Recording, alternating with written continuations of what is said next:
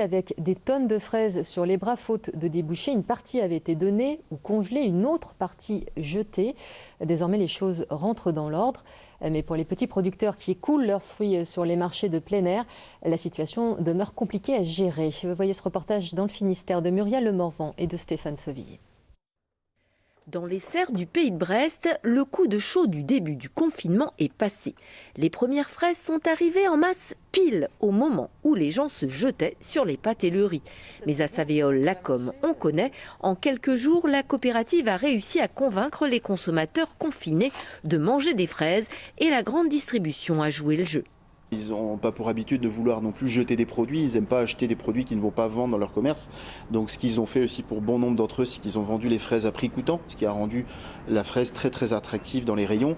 Et donc une fois qu'on a initié tout ça, ça y est, le consommateur il se remet à acheter, on va dire, et puis il se fait plaisir, c'est surtout ça, c'est aussi l'idée de se faire plaisir.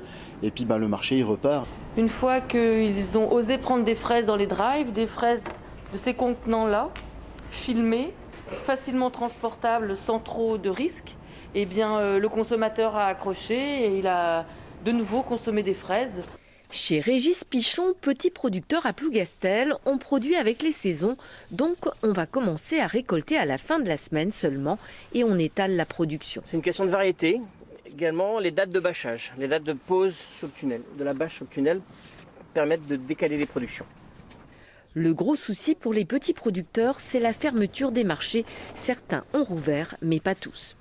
Ma crainte à l'heure actuelle, même si j'ai trouvé une solution avec les enfants, c'est que tous les marchés soient pas réouverts et que tous les producteurs qui ne peuvent pas aller sur les marchés sur lesquels ils sont d'habitude se retrouvent tous ensemble. Là, ça va bloquer et on ne pourra pas s'en sortir. Il faut absolument ouvrir tous les autres marchés avec les règles. Heureusement, les enfants sont là. Paul Adrien a tweeté pour les fraises de son père. Résultat.